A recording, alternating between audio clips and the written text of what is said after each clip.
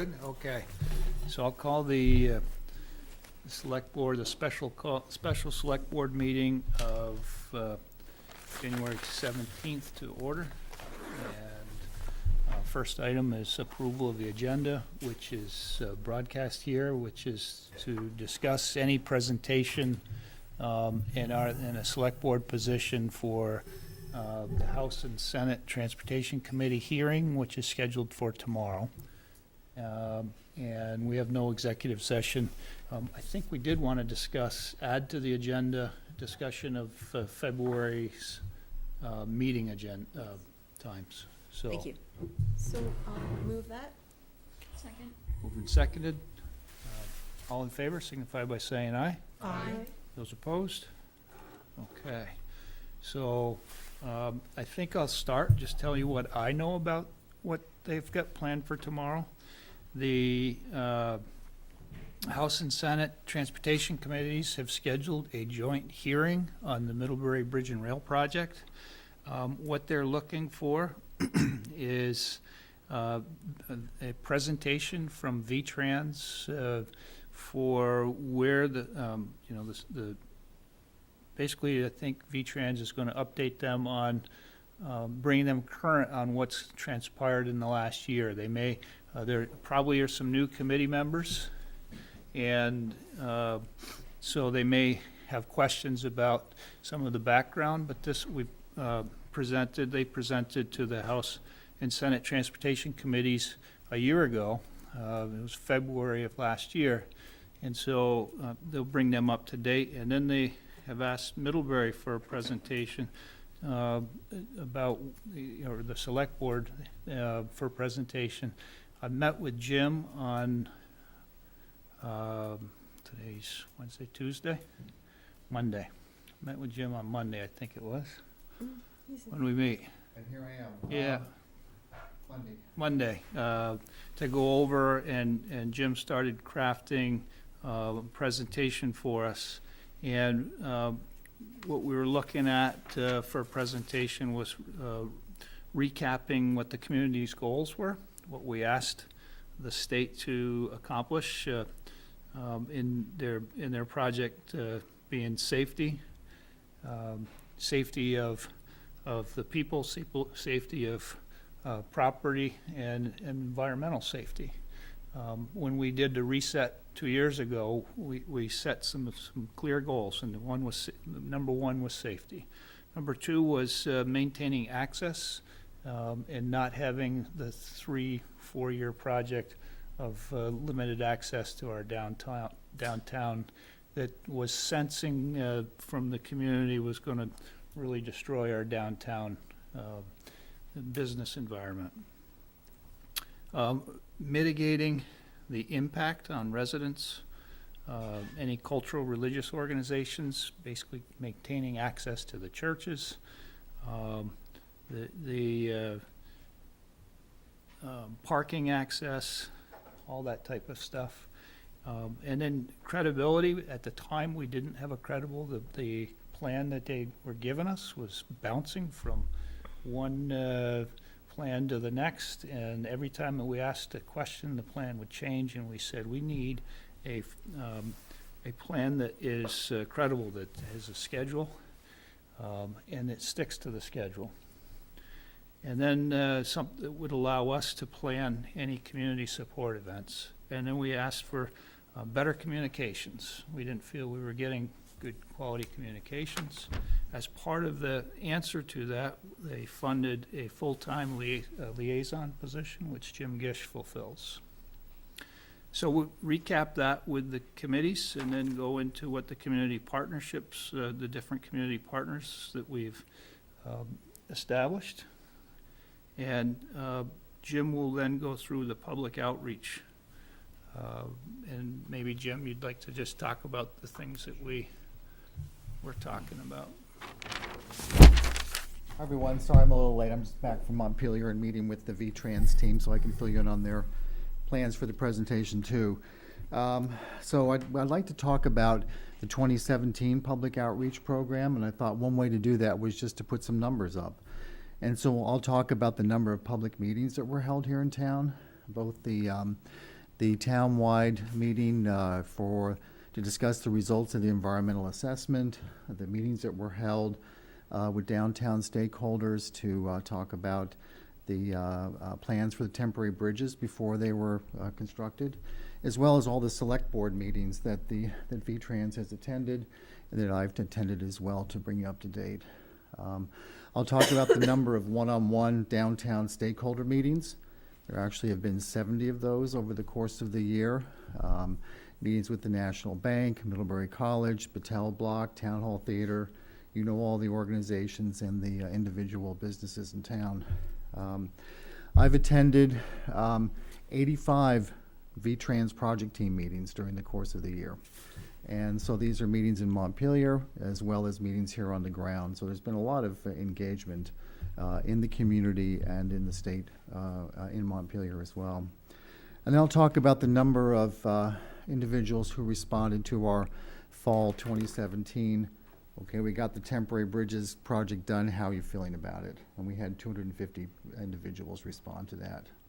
So I'll use that as a platform for talking about what did we learn from that survey. And I'll talk about the high percentage of folks who said that they were satisfied with the way that the project was planned and executed on fairly short notice here in town, and how that has given them confidence in the larger projects still to come. I think that's a good indication of the quality of planning that's gone into the project, the quality of work that's been done on our end here to help manage the impact on the town. The downtown block party just being one example of how the town rallied together here to support the downtown community.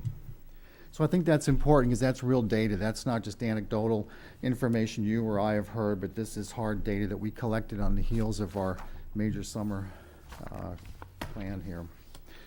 Then I'll talk about some of the quotes that we got from residents in the community, and they kind of speak to what I think is the general feeling in the community, which is the project needs to get done. Let's move ahead. Let's get it done, and let's pull together as we do that as a community. We can do this, I think is the basic message here. I'll talk about, just briefly, about some of the planning that's taking place to support the downtown in 2018. We see 2018 and working with the Better Middlebury Partnership and other organizations, we see it as a pivotal year, even though construction-wise it'll be a fairly low impact year. It's the key year to begin to invest in the infrastructure that will help support the downtown, the events, the different activities that will take place. And we're looking to work with the state to fund that. And so I'll talk about, just briefly, about some of the activities that we have in mind to support our downtown during 2018 and beyond. And then Brian will, having given kind of a snapshot of our public outreach activities here in town, then we'll turn it back over to Brian to kind of wrap up with some final thoughts.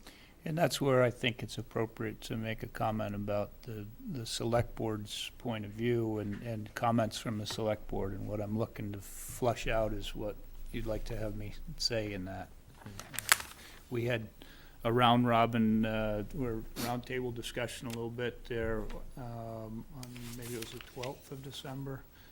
But at one of the December select board meetings, everybody had an opportunity to we went through and talked about that, but we didn't, that was prior to the knowledge of the hearing, and might not have been what you would want to say to the House and Senate Transportation Committee. And so I want to make sure that what I tell them represents what everybody's feeling and what you're hearing from people you talk to in the community.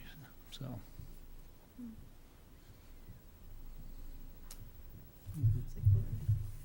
I have one thing, Brian, and so what I would say is that we're in the midst of a transportation transformation, and that's connected with our Greater Middlebury Area Climate Economy Initiative.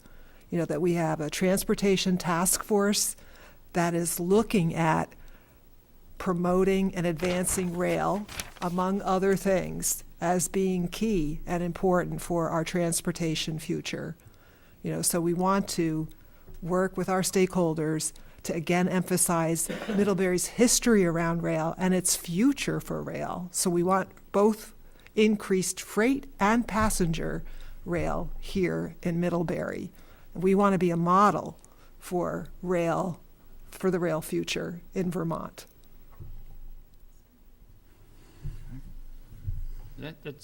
Remind me the committee that's working on that again? It's the Greater Middlebury Area Climate Economy Initiative. And we were selected, as you know, as one of the few towns to be part of this project. So it's another distinction we have. We've got an energy committee that's really engaged around transportation and has been recognized by the state. So that's another good point that you could make. We are known, in VTrans for transportation. We want to help them, spread the word about rail as a key part of our future. Okay. Nick? Well, I think one of the things we want to emphasize, Brian, is that any further delay is really detrimental to the town core. We see the opportunities for, and we hear the need for additional residential properties. We've been looking at options to develop some of our downtown properties into commercial and residential to meet the need and to strengthen the vibrancy of the downtown. But we've been reluctant to move forward with that out of concern of having two major or multiple major projects in the downtown area at once. And so we're really at a bit of a point of not being able to really pursue advancement of these other projects until we get this downtown bridge project complete.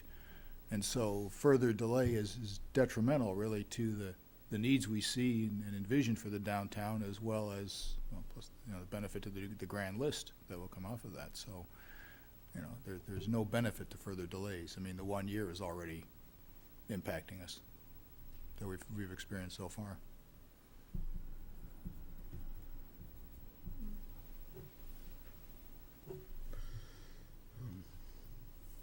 Nick?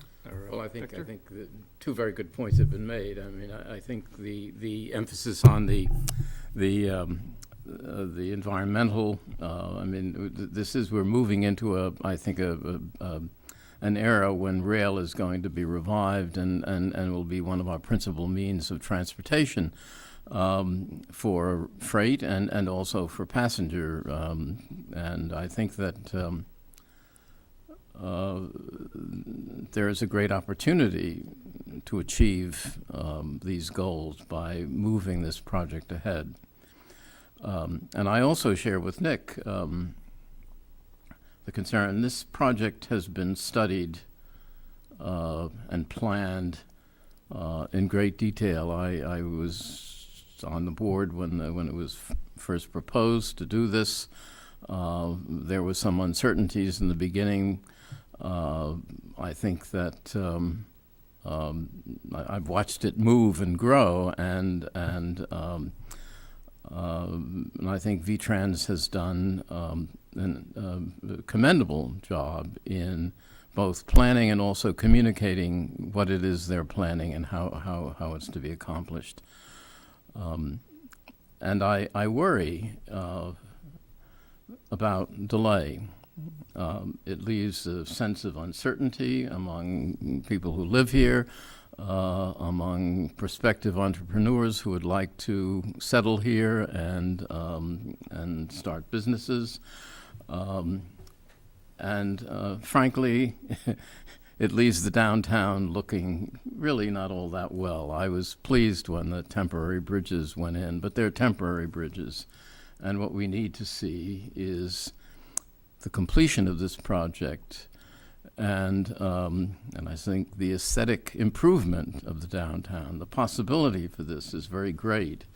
And I think this is an opportunity that we don't want to miss, but also that we would rather achieve sooner rather than later. I suppose I should add a personal note. I mean, being the oldest member of this board, I would like to live to see it finished. And I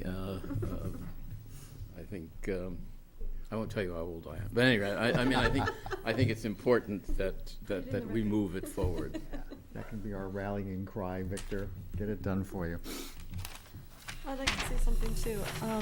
For myself, mine is a little more anecdotal. I completely agree with what's already been said, but I think from my perspective, I saw a lot of fear and uncertainty coming from the community before the temporary bridges were put in, and it really was a test model for what may come next, what will come next. We didn't really know, and I saw a lot of people really paying attention to what happened, and I saw a lot of minds change. And I wouldn't call it comfort with what's coming next, but I would call it acceptance and actual people changing their minds and starting to participate and wanting to participate in what would come next. What can we do to make it better? What can happen? And I saw a large shift at that time. And I feel like the objectors at this point are small compared to the numbers that we started with in the beginning of this project, and that really they remain small and are the ones who will probably show up tomorrow. So, and I think that should be noted, that there was that shift in thinking about it, and a real sense of feeling like V-Trans were partners in it, that there was going to be money and time and effort spent doing what our community needed, and they proved themselves during that time period that they were willing, able, and supportive of Middlebury. I just want to piggyback on that, Brian. So I think that the objectors, if we want to call them that, or the ones that were concerned, were raising two really big and important questions. One was about the height. Do we really need the height that we're talking about? And we keep bumping into that and coming back to the same answer, that we can't really negotiate the height. Okay, so that gives us one thing that we have to deal with. And then the other is like the location of the rail. Like, can it be placed differently in another spot? So, and that's complicated also. You know, so there were environmental concerns with keeping it near the river, and you know, what if there's a spill or that sort of thing that could happen, or what happens with the drainage? And I think that we're paying attention to that, and that the drainage system will be taking care to protect our water supply, and the rail will be improved. So the likelihood of an incident should be reduced because it's a higher quality rail that we're talking about. So those are good points, I think, to emphasize. Mm-hmm.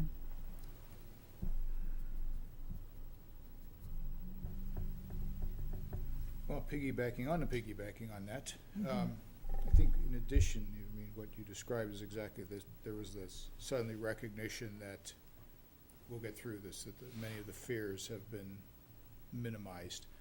But I think it's also a paradigm shift to looking beyond the project, and people starting to think of what will Middlebury be, what will it look like, what do we want it to be when the third year of construction is done and we proceed on advance. And I think there's a lot of positive attitudes and views on how this is going to be even a better town center. What was the other one I had? My train of thought just suddenly started pulling a string of empty boxcars. But I think that's a big factor right in there as well. And I know.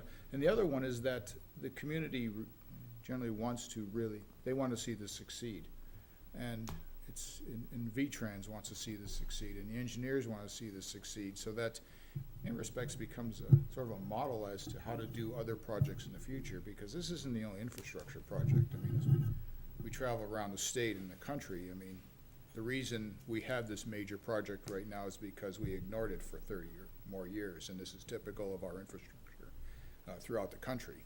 And so we have to address this, otherwise we continue with this mess nationwide, and we can kind of show how it can be done well. And I think the V-Trans and the engineering side so far, as well as this board and the community, have stepped forward and said, no, we know it's going to hurt, but we know we can minimize the pain and make it work. So let's show how to do it right, so that when the next big project comes along, it'll be that much smoother, and hopefully that much more cost-effective.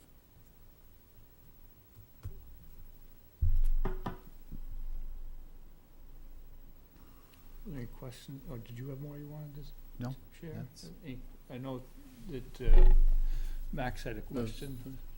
I think we could give Max a Max chance. wants- Jim? Sure.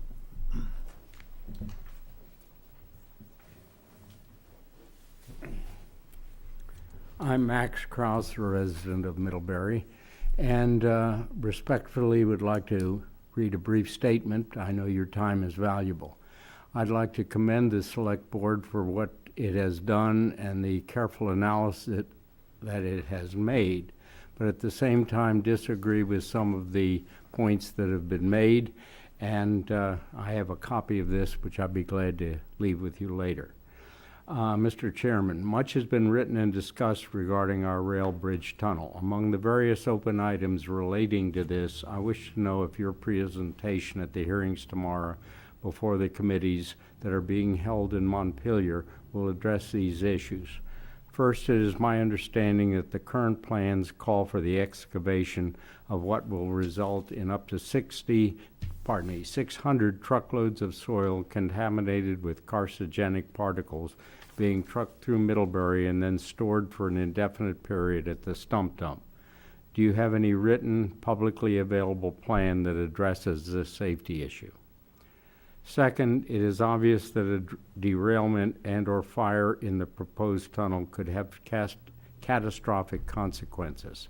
I am advised that current plans call for the necessary fire suppressant foam that would be used to fight such a fire to be stored in Rutland, an hour drive away from Middlebury. Is this correct, and has our fire department agreed in writing with the current plan? Beyond these issues is the wisdom of the entire project as currently planned. It is my understanding that the new temporary bridges have eliminated the safety risk posed by the old bridges, and that if necessary, they could stay in place for up to 15 years. And then in deference to Laura's comments, I'd like to disagree, because I further understand that the alternate proposal of an 18.5-foot track clearance, if approved by the legislature, meets all federal requirements and would cost from $40 to $80 million less than the current proposal, and would have various advantages to the town. My last question, which is obviously academic at this point, in your presentation tomorrow, will you press for a reevaluation of the entire project, and if not, why? I believe I've heard reasons why you probably will not, but I do believe that the 2 points I've made are valid, and I do believe that the height, which was reduced from 23 to 21 feet by the approval of the legislature, could now be reduced to 18.5 feet and would meet all federal requirements and would be approvable. Thank you. Okay, thank you, Max. Are you looking for what our position is on some of these? Because actually, I'm familiar with some of this stuff. Well, I certainly would be interested, Yes. and So I'm on glad that you've reviewed them. Yeah, just so you know what the town is working on. So we're aware of the truckloads of material as well. And we have asked for their contaminated materials handling plan, and we've asked them to look at using rail to dispose of the majority of that in the year that the 10-week shutdown, which is currently scheduled for 2020. And using the rail, then they would move the materials out of the community and they would not go to the stump dump. And that's what we've asked them, and they're planning, they're doing all of the necessary advanced planning and coordination on that, and that is the direction that we're trying to get them to head.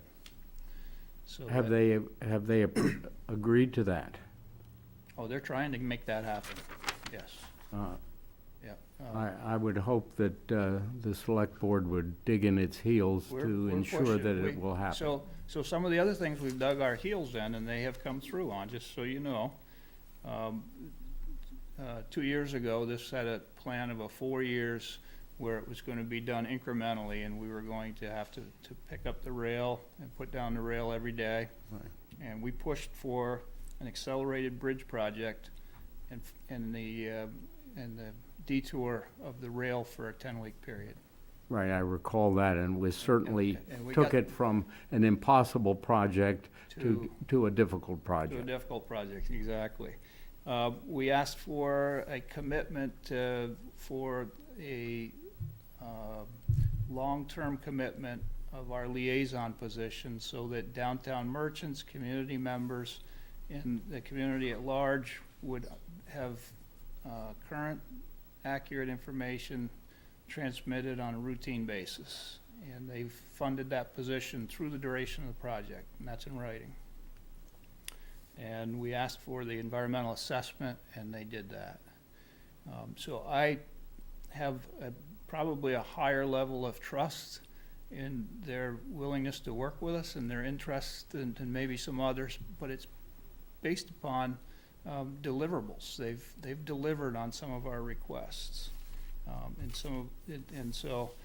We're working through that. The fire suppressive foam is now in Rutland.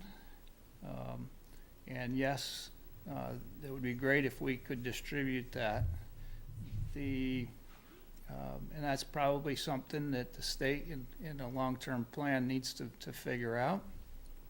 I will tell you right now, as a guy who has done risk management for a lot of his career, we have a much higher risk now than we will when this project is done.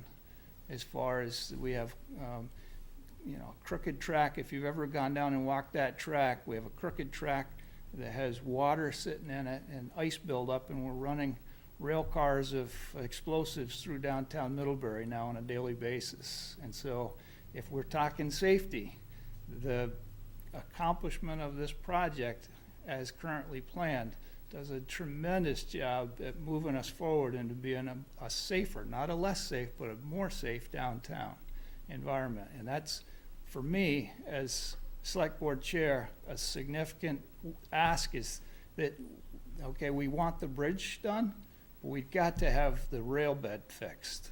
And so whether that's 18 or 21 feet, we're not major stakeholders in that if it doesn't change the project dramatically.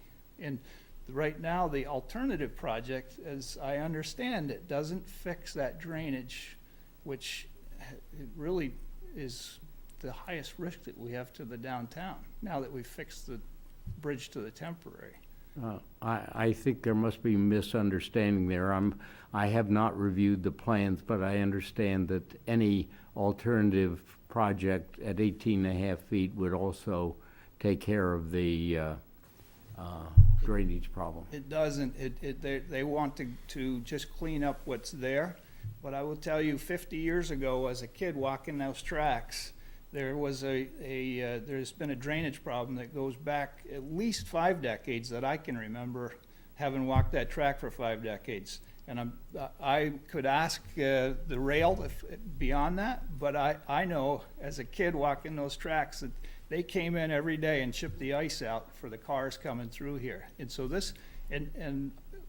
in doing our due diligence as a select board, we've gone and met with Vermont Rail and we've gone and actually brought the legislators in so that we could look at it and had Vermont Rail show us what the issues were.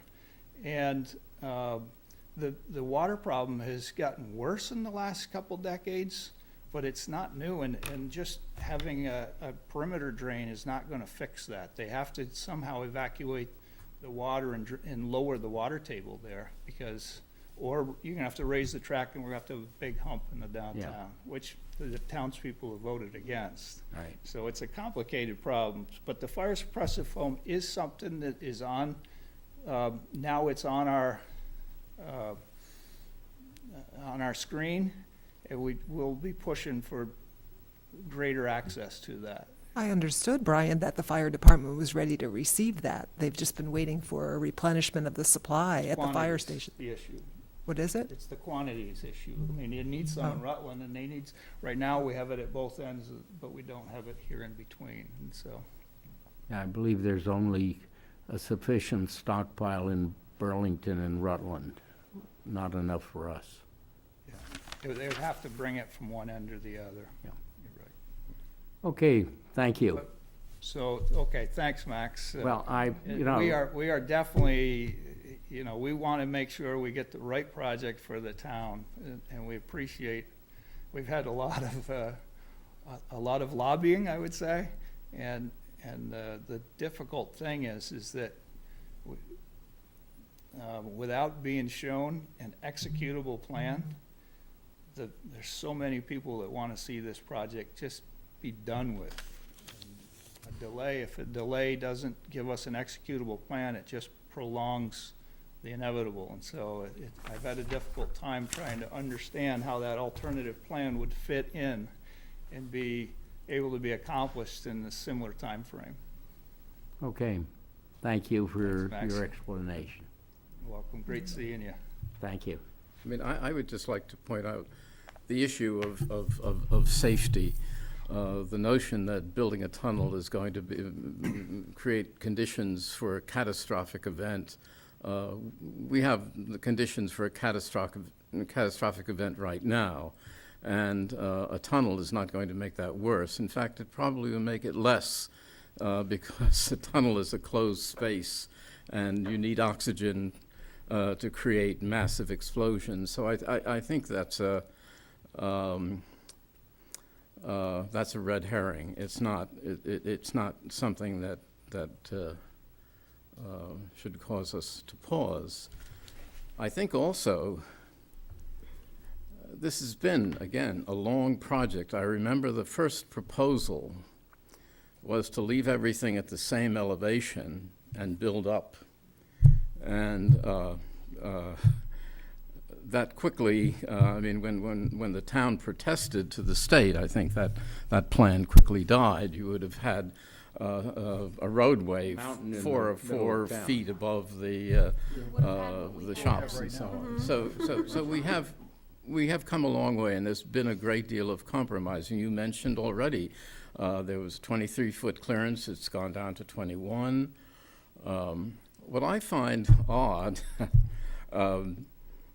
we want this project to be done and not have to be repeated 20 years, 25 years from now, maybe not even 50 years from now. And it seems to me the clearance is an insurance that there's less of a likelihood that will have to be done. So I think that, in other words, when you look at the history of the whole project, there has been a lot of talk, and I think it has become refined and improved. I wouldn't say that we have the best possible solution, but then this isn't the best of all possible worlds. I mean, we do what we have to do, and I think this is a very good and responsible and well-conceived project. Thank you. And even on some of the safety issues that we've heard, this project has been extremely well thought out from that perspective. So it's not only replacing the track and realigning the tangent of the track, because the length of the cars and the weight of the cars is significantly more than when this was built in the 1800s. Right now, the retaining walls that are along there are stone, which they're rather elegant-looking stone, but they're jagged. And this will be a relatively smooth finish on the new walls. I mean, the work is fairly extensive. It includes a lot of new retaining walls. Well, these rail cars are designed so that they can take a pretty good pounding, so even if they do come off the track under there, they're running against a smooth wall, which is not likely to tear the car, which is a problem. Right now, there is a possibility of a car tear. So, I mean, all around, it just makes it a much safer scenario, a manageable risk, if you will. And so it's, I mean, I've been looking at plans of this thing as it's gone through different iterations for a long time, and early on, they weren't of the best. But since the current team has taken over, both on V-Trans and on the engineering side, they've really done an admirable job. You know, the drainage issue that Brian describes, well, when you look at the geological profile, literally that center area is literally between a rock and a hard place. And there's this, just the way the geology is shaped in there, it creates these wells of water that can't go anywhere. And that's the ice that has to be chipped away. So it's gonna be a long, complicated project. It's not as simple as we'd like to believe it is. Otherwise, it would have been done already. I'm hoping that, you know, once we do have this completed project and we do have it through the heart of our town, that it will be seen as an advantage, and that, you know, we will all appreciate a vital downtown and functioning rail, and that'll be good for Middlebury. Well, certainly, completion in one form or another is certainly to be desired. I know. And as promptly as possible. Oh, yes. Point well taken. I sit there and I think about, you know, when they were doing the big dig down in Boston, I remember one time driving in on the interstate, and there was this big billboard they had that said, Rome wasn't built in a day. If it was, we would have hired the contractor.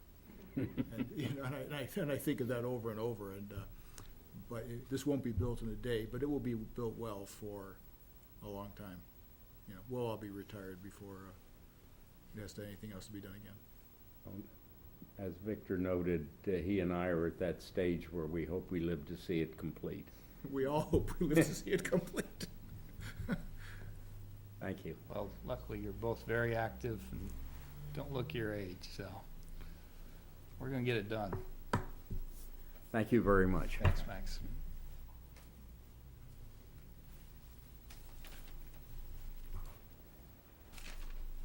I've got a lot of notes. I think I can encapsulate the feelings of the board and make sure that they come across to the committee. Yes. Nancy? Yes. I'm here actually more as a reminder of the Neighbors Together group that got together way back and chose not to take a position on the rail one way or the other. There's all, you know, there are different things, but our main purpose was to mitigate any of the negative parts that could come across, and there were a lot of really good suggestions that came out of that group. And one of the things that I hope is put across is that as much as the most at risk is certainly the downtown, and that's a scary thing for a lot of these people, there's no question, but it is also the whole community that's affected.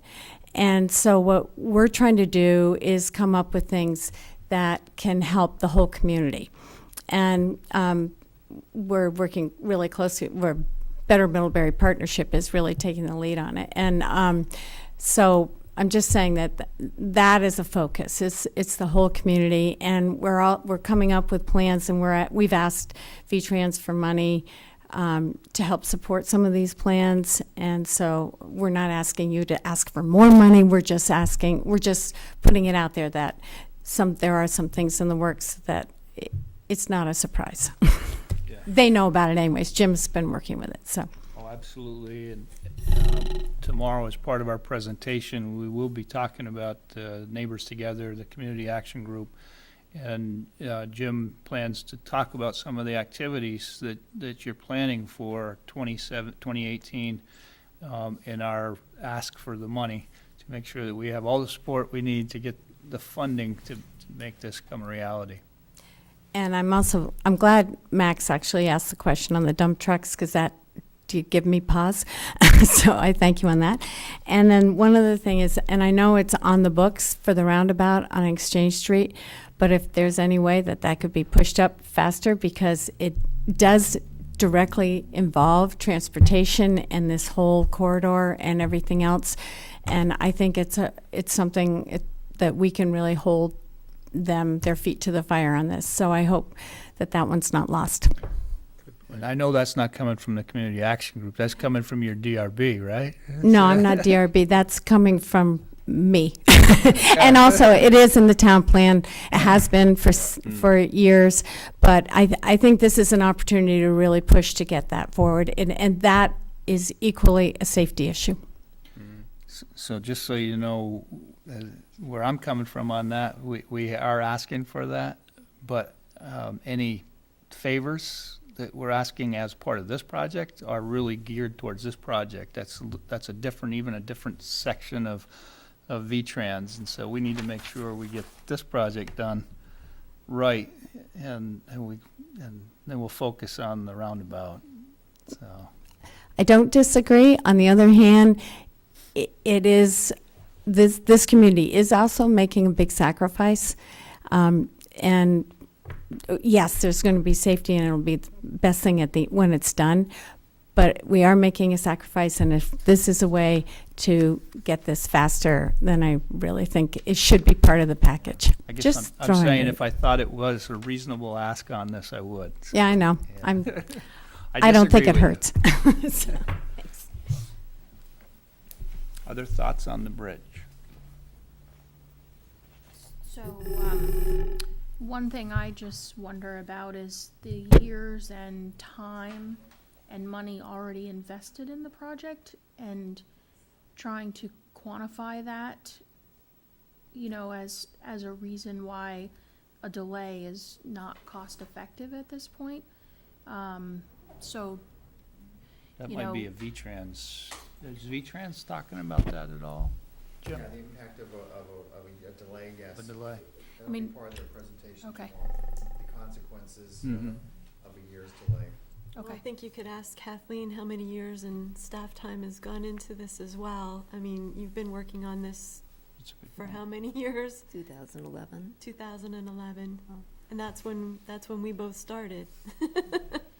so just trying to indicate that a delay really costs the project, additional money and time that I think in this point, kind of to what Victor said, is we can't afford any more time or money delay on the project, so, And it's all taxpayer money, yes, I mean, Yes, so far as that. absolutely, it's all. Yeah. So I it. don't have anything other than what people have already said, other than to just, let's go.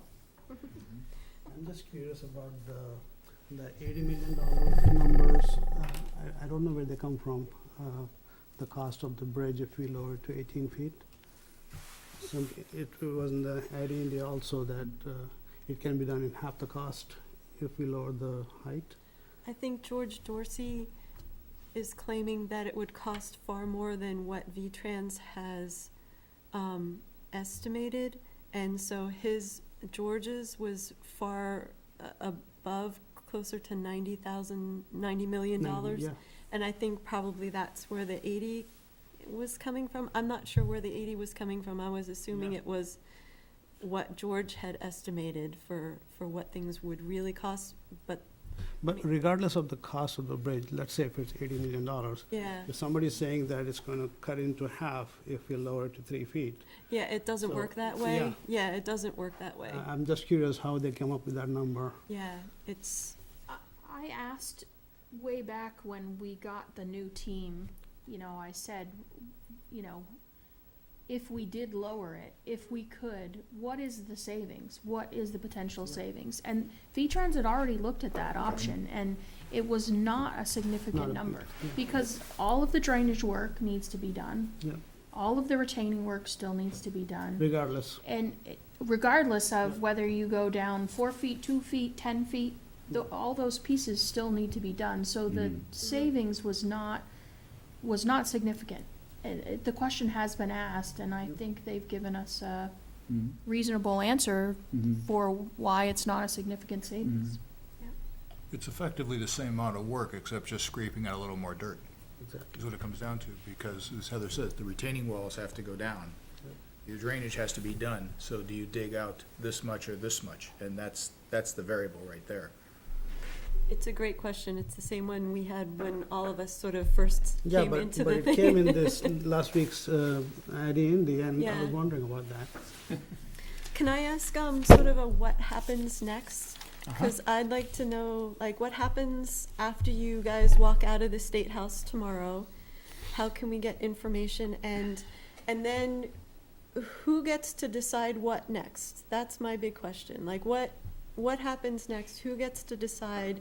And what does that look like? And is there some sense of time for that too? Jim may have more information on that. Jim, did you learn anything over there today? Yeah, I think there's no hard and fast answer to that. Susan, I asked that question. I've asked it twice now, and I can tell you that there will likely not be, of any kind of vote, at the end of the testimony tomorrow. It'll just be the legislators taking in this review of the plan, which Wayne assured me is kind of not uncommon to ask for a review of a project of this magnitude.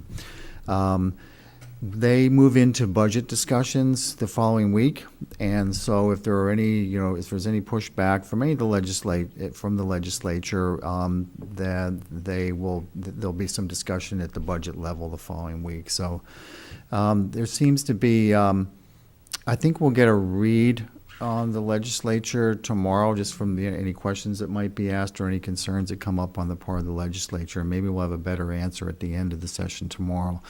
But my sense of it is that there won't be a definitive move forward or don't move forward tomorrow. Will you be able to put together a summary for us? Just because I'm gonna be nervously waiting. Sure, So absolutely. like if you can get that through Kathleen out to us, that would be really helpful and nice to know. Even just to know that you're done and it is what it is at that point. So Sure. it's kind of nice to know. Absolutely. Is the hearing televised or recorded? Does anyone know? It's recorded. Recorded. It won't be televised, but it will be recorded, is my understanding.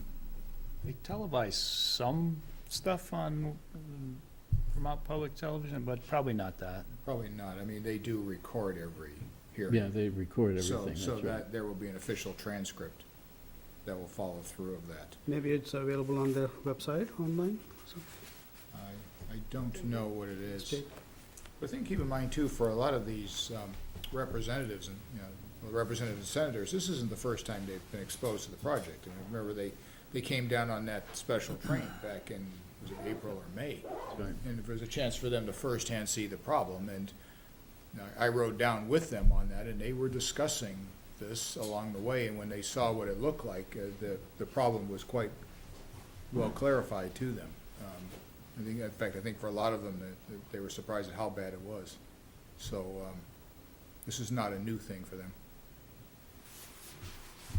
So maybe after the hearing is done, Jim can type up notes of what transpired and circulate so everybody knows what happened, That Mhm. would What be was said. helpful. Thank Yeah. you. Sure, I If can it's do it. also possible to request a copy of the recording at some point, so for those of us that can't be there, could watch, Mhm.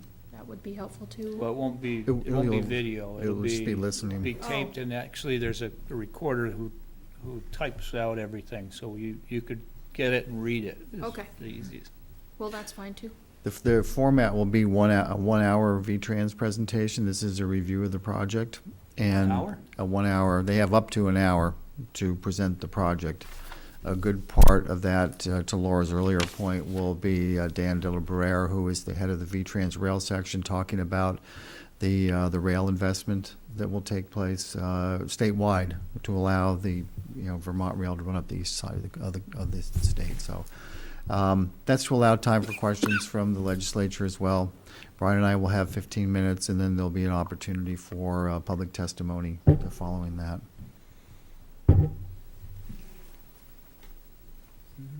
You want to motion to adjourn?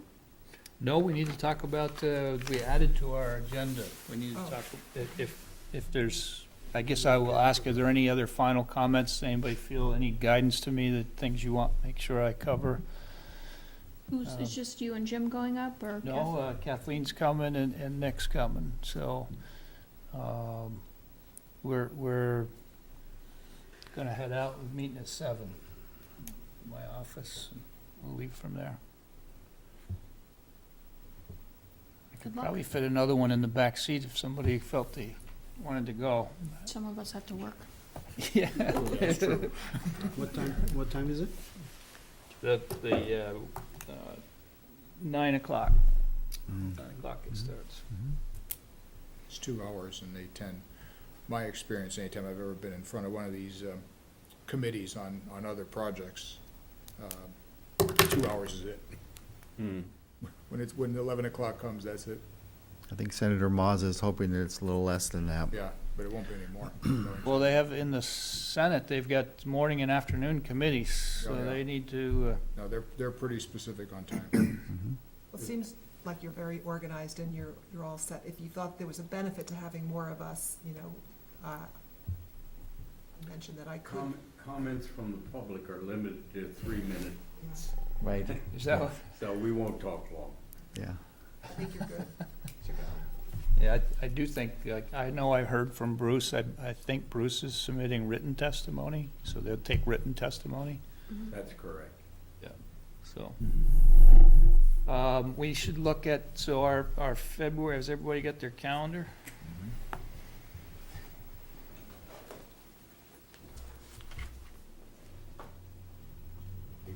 Hmm? So if you can walk us through this, Kathleen?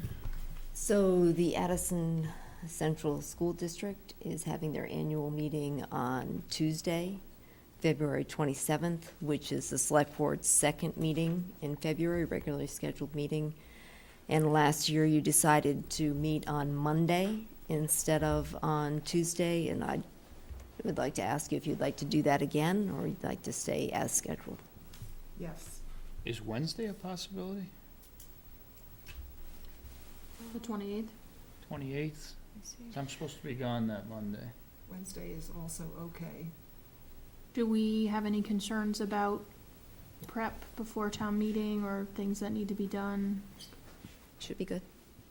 I can do either. Either one's fine. Could we move that to Wednesday then, Kathleen? Okay.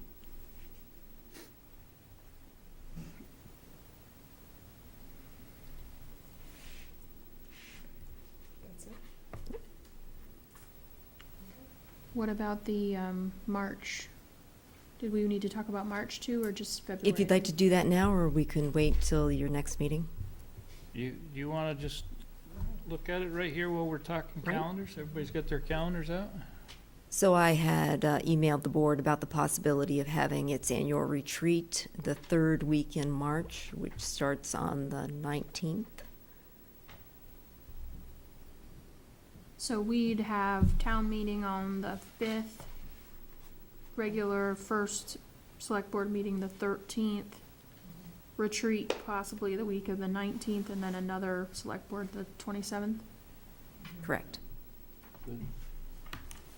Are we keeping those all Tuesdays? Are we doing other times, or what? It doesn't matter to me. I mean, we could keep it to Tuesday, but again, if somebody has a schedule conflict for a different day that week, we can consider that. So we're talking Tuesday the 20th, I guess I would go for that, because it still gives me a block of a few days if I need to go on the road. So I'm trying to find them on my calendar, and what are the dates? Okay, the 13th? Right, the 13th Well- would be a regular meeting, Yeah. and then the next week would be the retreat. So on the 20th, 20th? maybe we start at 5:30. I think that's what we've done before, a little bit earlier, to have something to eat and then go into our business, which would be fine, as long as it works for. And then the 27th, we have a meeting, so those work for me. Do they work, they work for you, Heather? Yeah, yeah, it's a lot of meetings Yeah. in March, but it's doable. They work for you guys? Make it work.